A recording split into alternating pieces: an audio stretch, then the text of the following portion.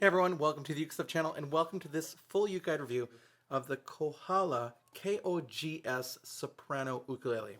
Now, for the record, this model goes back to at least 2013 in my research, and I am not sure if it's even still made anymore. The Kohala series it's Lanakai's entry-level brand, just like Kala has Makala, Lanakai has Kohala as well. And it's not really surprising because the owner of Kala used to run ukuleles for, at the time, which was Horner. Now it's KHS Music, I believe, that owns Lanakai. But anyway, Mike Upton, overseeing Lanakai, added a second entry-level line. So these are budget-priced ukuleles. However, I still have found these new online. So even though they may not be being made anymore, they are certainly available still new as of 2021 and definitely used as well. So we're going to take a look at this one. Now, some other things you need to know about it before we review it. First of all, is I bought this from auction on Goodwill's auction site. And the neck was separating and I had to break it off and glue it back on again.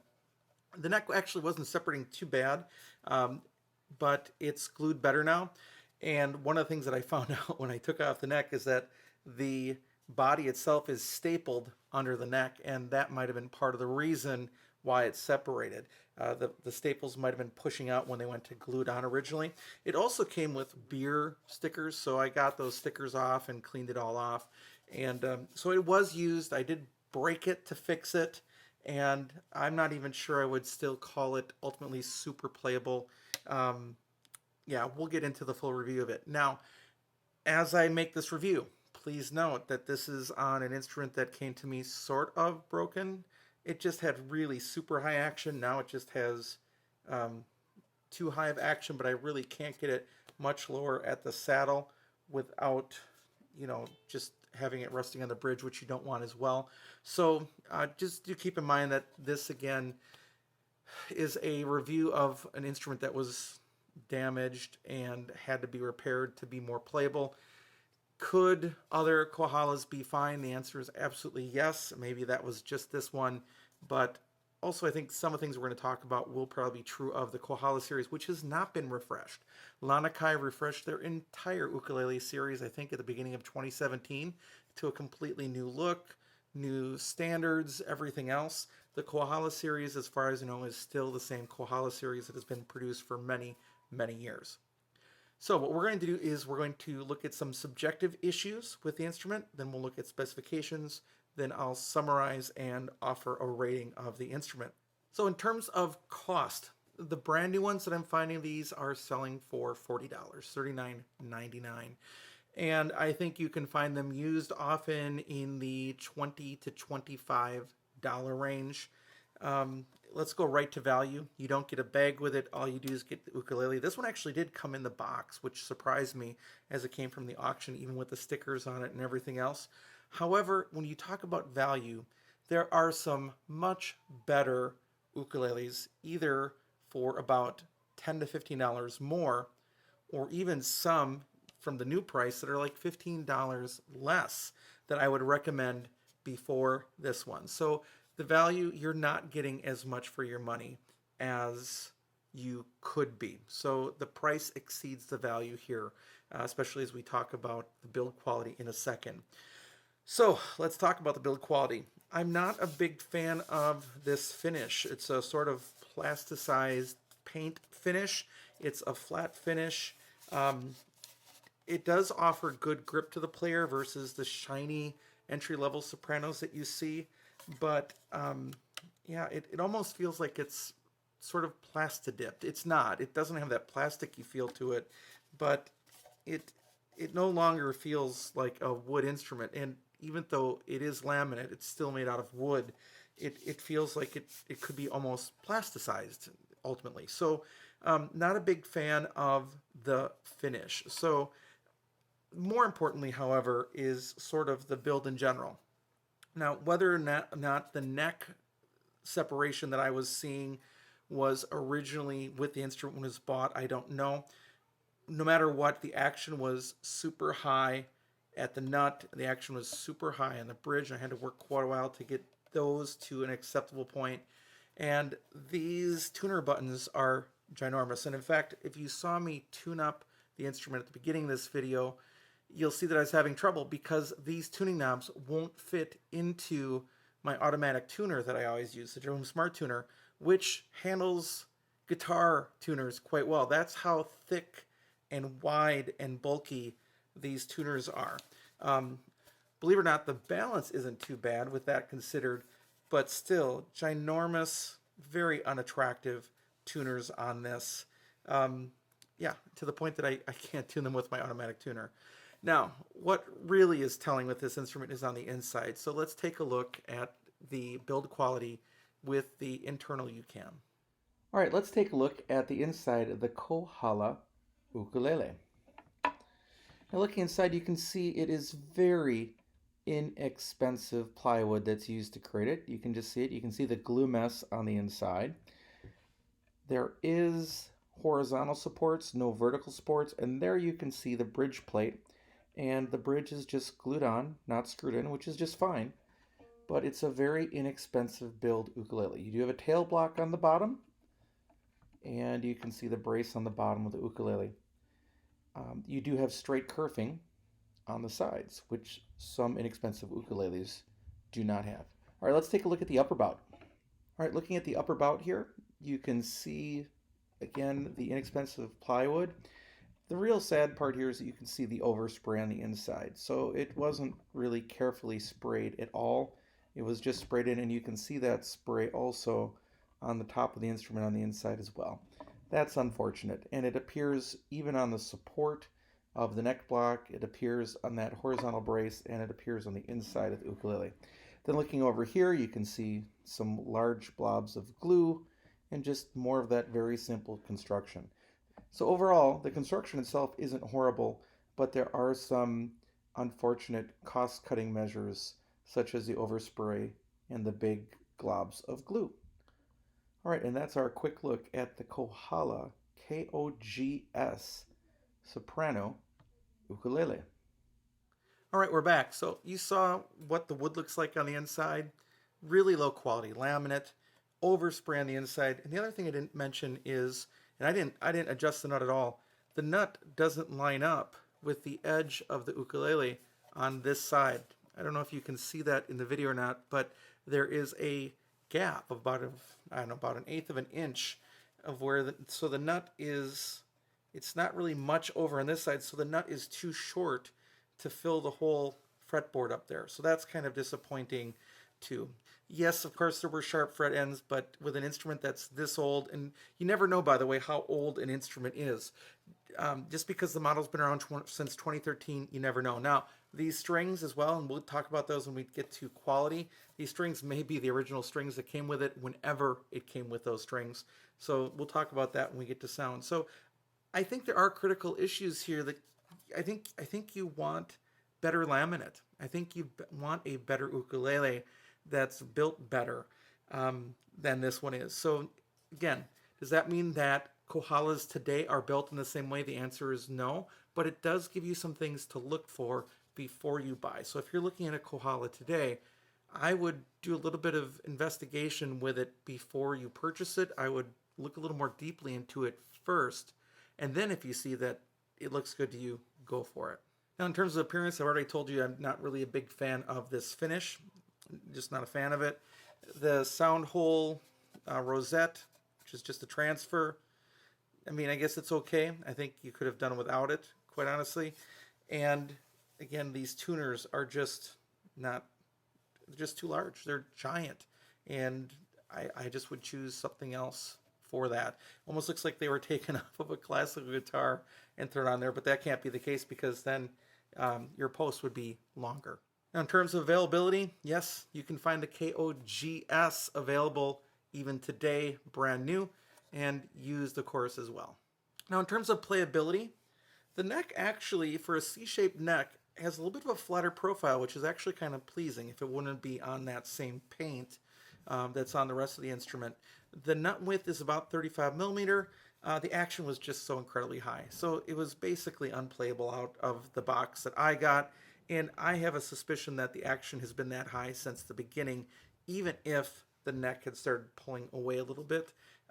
In fact, I would think that since the neck was lifting up this way, the strings would actually be lower on the neck if that was the case. But no, the action was very, very high. You can see the unboxing video if you'd like for this one as well. In terms of sound quality, strummed, it is not great.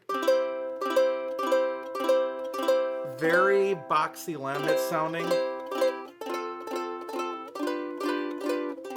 Sort of has like an old-timey feel. I'm not a fan of the sound at all. It isn't horrible. It isn't horrible. You could definitely live with it, but it's just not great. It sounds a little better picked. Sounds a little better picked than it does strummed. But ultimately, it's not quiet. It's not loud. There's some sustain, and it's on the highest string, which is interesting for a laminate instrument. A lot of instruments that are laminate have sort of a low-end boxy character that likes to reverberate, but it's mostly on the high end from what I'm hearing. So there is some sustain, but overall it's a boxy sound. So one of the things I like to do is let you see what I'm hearing. So I'm going to play the C chord into Tonal Energy Tuner, and I'll let you see what I'm hearing in the spectrum. First, you'll see the actual chord as it's played, and then you'll see what's happening with the sustain.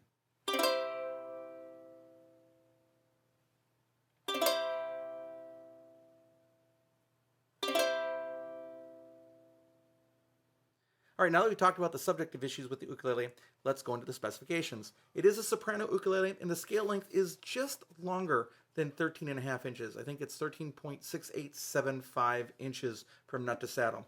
There are just 12 frets. There are no side marker dots. It does have some front position markers, and it is a traditional double bout ukulele. The soundboard is made of laminate linden. Now, laminate linden is used by a lot of companies. Inside, you can see it's a really low-quality laminate linden. So that's one of the things I noticed. And the back and sides are made of that same low-quality laminate linden as well.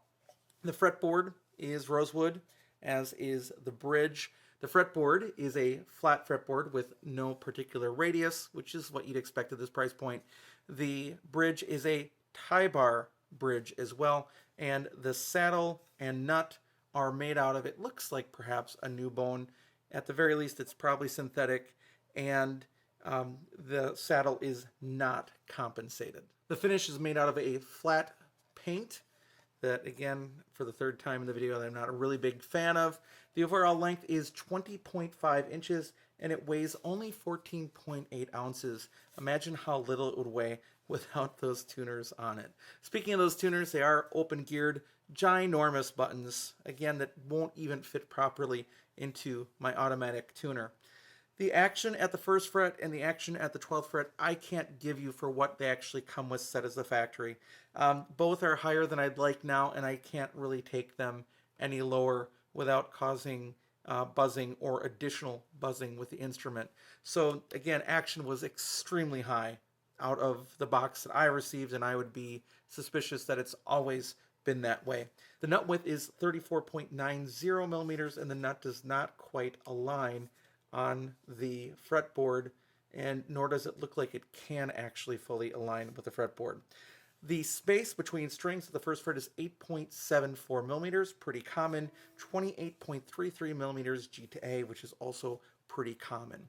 Now, I also like checking the depth of the instrument in terms of how deep the neck is at the 3rd fret, and it's 19.59 millimeters at the 3rd fret, which does sort of attribute to that slightly different, more flat C shape of the neck. So really, the thing I like most about this instrument is the C-shaped neck and the way that that's a little more of a shallow cut. All right, now that we've talked about some subjective issues and the specifications of the instrument, let's summarize it. This instrument is part of Lanakai's budget line, the Kohala brand, and this is a KOGS Soprano that I don't think is made anymore, but still can be bought new. The earliest references I found online to it go back to 2013, and this instrument may be that old. The strings are black nylon strings, which generally are not used very commonly in the industry anymore. The neck has a nice shape to it. Not a fan of the paint. Not a fan of the quality of the laminate on the inside or the build on the inside or the overspray on the inside. Not a fan of the tuners, and not a huge fan of the sound. So I would not be recommending this instrument. If you are interested in a Kohala, I would take a look at those various things. I'm not saying not to buy a Kohala, but I would say look at a few things. Look at the external build, make sure it's good. Look at the action, make sure it's not super high. And again, if you have a string action gauge, you can measure at the 1st fret and the 12th fret. As a point of reference, you want to be around 0.5 millimeters at the 1st fret and around 2.5 millimeters at the 12th. It can go higher, it can go lower depending on your desire. I would say no higher than 0.75 at the 1st fret. Really 0.5 is where you want to be, or lower if you can. And then at the 12th fret, anything higher than 3.25 insists that the action be adjusted before you buy it. And then really play it and make sure that it has the sound that you want. Because for $40, there are a lot of other ukuleles on the market that I would recommend first. Yeah, even though it's a low price, there are better values on the market. Now, one other thing that's true is that all of the ukulele manufacturers have learned a lot since this instrument was designed and started to be built. The quality control standards have gone up and up and up, and part of that is due to the standards that were being asked to be done by Kela and Lanakai. A Kohala that you buy today might be very, very different than this Kohala today. I don't know because I don't have one to compare it to. But that said, the standard of quality has been raised throughout the industry. There's just a certain tolerance by most companies of what they will no longer accept as a build, and I think this would fall under most companies' levels of we would not want to be selling this anymore like this to consumers.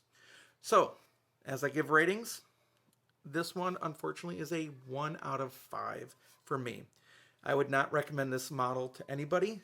And again, if you're going to consider a Kohala, look at the individual model, make sure that it matches what you want it to do. Otherwise, there are probably better places to spend your money if it doesn't. And if it does, great, then go ahead and buy it. But do look carefully at your instrument before spending your money on it. And definitely don't buy one sight unseen. All right, so that's our look at the Kohala KOGS. I hope you're having a great day, and I'll be back soon with some more Uke stuff for you.